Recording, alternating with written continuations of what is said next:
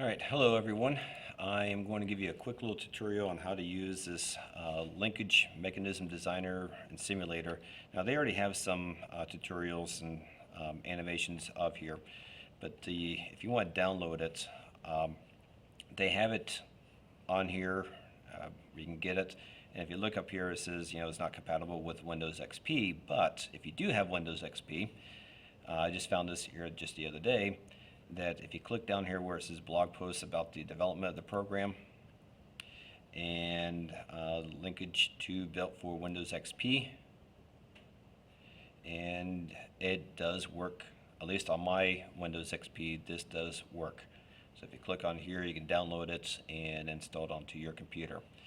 But so to get started, after you launch the program, one of the very first things I would recommend doing, you want drawing, mechanism, and then over here where it says snap, make sure all these are highlighted. They'll have like a yellow box around object, grid, and auto join. So make sure all of those are highlighted.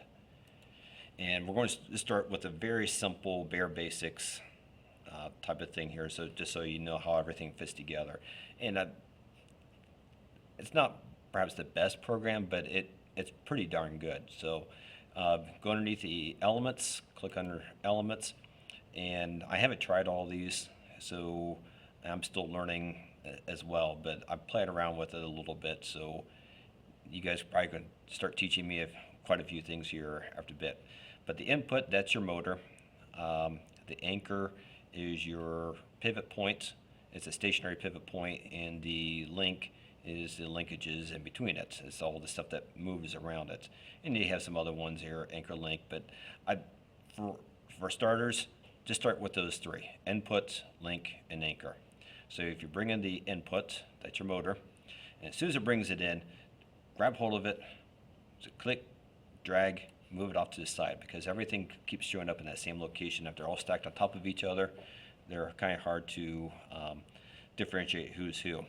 And the way you can identify the motor is you have this little triangle with two little circles around it. And if you go up here towards the upper right and click on run, it goes around. If it stop, it'll stop. And also you can grab hold of this. If I click, hold, and drag, I can move this thing around, change the length of it, shorten it, change the angle, and you just grab hold of the end of it. Now if you want to change the speed or the direction of rotation, if you right click on it, you can come down here, change the revolutions. Right now it's set defaults at 15 revolutions per minute. So if you want to go twice as fast in the opposite direction, so go -30, and when you run it, it goes in the opposite direction. Stop, right click on the motor, and I'm going to switch it back to 15. And now it should go clockwise at 15 revolutions per minute. Alright, now next thing we'll bring in is an anchor. And again, that's just a stationary pivot point. And again, we're just keeping this bare bones. I'm going to extend this a little bit. I'm going to bring in two links. So first link. Now, at least me personally, I know this is one of the issues I had here, was I was trying to, as soon as it brought it in, drag it in and try to link it this way. And sometimes it worked and sometimes it didn't. Personally, what I found best is as soon as it came in, click off of it. That way get rid of the highlight, and then just grab hold of the ends and drag them, and you'll see them snap together. So wherever you want to. And then I'm going to bring in another link. Now there's shortcuts and everything. I'm just showing you just a bare basics again. I'm going to bring in another link, click off of it, grab hold of the end, drag it to where you want to connect it to. I'm going to drag the other end to the anchor point and click off of it. And if I go up to run, now when it stops and you see this little red circle with the little starburst on it, that means it's exceeding the capacity of it. Typically means it's going to be binding up. So so you just hit stop, and it resets it. And what's really nice is that it resizes everything when you move things around. And so if I run it again, bound up again.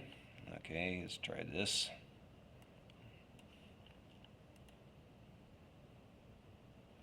Doesn't like that one either. All right. And what's really neat here is that it can keep, I know what I want to do. I'm going to try to do this. Keep it simple. All right.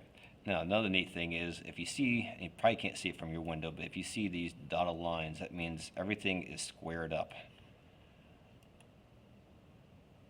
Nope. Okay. There we go. Okay, see the dotted line that goes between the motor and the anchor? So everything is all parallel now. And look at that. Stop it. And you can kind of play around with it and see what happens if you try different configurations. So again, just play around with it. Fastest way to learn about it. You can scroll your mouse out, make it a little bit bigger. Yeah, well, it did. It's a fun little program to play around with.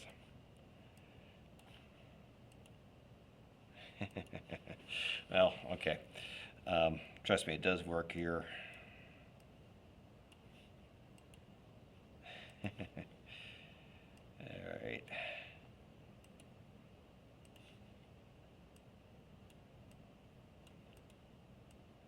All I'm doing is just...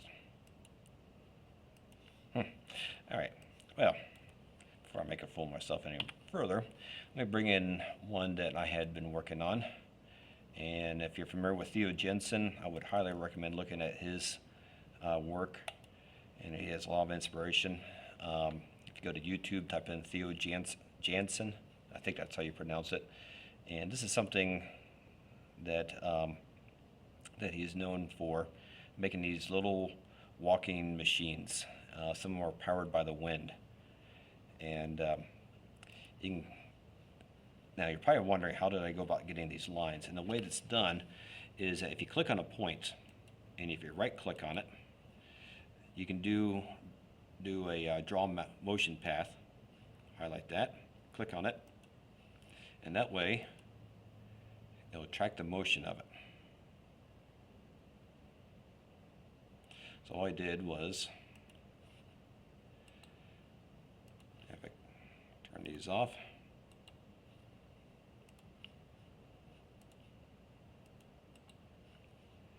motion path, run it, they disappear.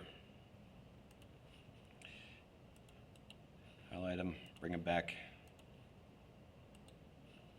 Oops. Draw motion path, run it. And what's interesting is that you can change the different variables and see what happens the motion. And you can try to change the position of the motor, the angle of it. Oh, doesn't like that.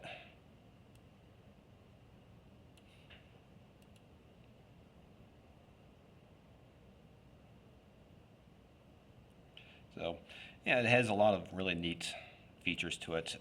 If you want to know how long something is, let me see here. There's something in here where you can find the links of it.